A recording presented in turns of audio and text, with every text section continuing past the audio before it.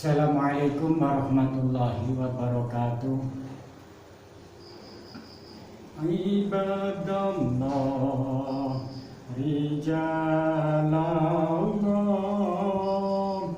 aghithuna li ajalillah wa kunu nana lillah asyanahdo bifadlillah. Alhamdulillah, saudaraku semuanya, baik santri saya juga yang melihat YouTube ini,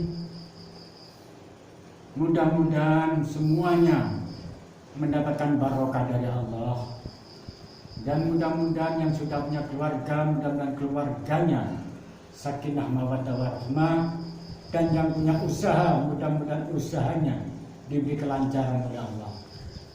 Allahumma amin. Bismillahirrahmanirrahim. Fa inna faqihan wahidan mutawari'an asyaddu ala syaitani min alfi abidin. Di sini sudah dalam syair ini itu diterangkan, orang ahli fikih yang wirai, satu orang ahli fikih, ahli ilmu fikih, alim ilmu fikih, satu orang itu menurut syaitan itu lebih berat. Syaitan itu menguji seseorang yang ahli fikih dan juga wirai itu lebih berat daripada 1000 orang ahli ibadah. Jadi orang satu melawan orang 1000 itu setan lebih mudah mengganggu atau menguji orang 1000. Karena orang satu itu yang ahli fikih dan juga wirai itu semuanya lebih hati-hati. Ahli fikih, ingat, ahli fikih, ahli ilmu fikih. Jadi di situ tahu ilmu fikihnya, tahu hukum-hukumnya ilmu fikih, tahu. Dan juga wirai, hati-hati, wirai. Dia benar-benar melakukan sesuatu yang benar itu benar. Jadi hukum itu yang benar itu benar. Memang ini yang salah itu salah. Itu setan berat itu menguji. Jadi sebenarnya terserah kita sendiri. Kita harus introspeksi diri kita, koreksi diri kita. Bagaimana kita ibadah kita, bagaimana wudhu kita, bagaimana sholat kita, bagaimana puasa kita. Kita bisa introspeksi itu kan. Oh ini benar, oh ini secara hukum ini salah. Dia tahu, kita tahu sebenarnya, rata-rata kita tahu. Tapi karena kita nggak mau wirai, maka di situ kita tetap melanggar hukum-hukum agama atau hukum-hukum syarak. Ini yang dibahas adalah ilmu syar'i. Ilmu fikih adalah ilmu syar'i. Ingat, bukan ilmu tauhid, bukan. Ilmu fikih itu ilmu syar'i. Tapi wirai dia menggunakan ilmunya benar-benar. Jadi seseorang yang benar-benar melakukan ilmu fikih dan digunakan sebenar-benarnya, maka di situ setan berat menguji. Jadi bukan setan yang kecil-kecil itu, bukan. Yang menguji itu setan yang kelas berat juga. Karena setan kecil-kecil itu nggak mampu. Berbeda dengan orang yang ahli ibadah. Memang ibadahnya tekun, sholatnya tekun, puasanya, waktu puasa wajib-wajibnya, saya bilang wajibnya aja dulu, tekun. Waktu zakat-zakat, dia tekun mengamalkan sholat 5 waktunya. Tapi dia nggak tahu ilmunya. Jadi ilmu fikih dia nggak tahu waktu wudhunya bagaimana, cara sesuci bagaimana, dia nggak tahu, cara-caranya nggak tahu. Oh ini sesuci harus seperti ini, dia nggak tahu. Dia sholat itu 1000 orang itu 1000, ingat 1000 itu enteng menurut setan. Enteng apa masalahnya? Karena dia hanya tahu ibadah aja, ilmunya nggak tahu. Jadi di situ hanya tahu beribadah, tapi ilmunya dia nggak tahu. Maka di situ urusan ibadah diterima dan nggak diterima itu urusan Allah. Urusan Allah. Tapi setan menguji lebih mudah. Ini urusannya setan.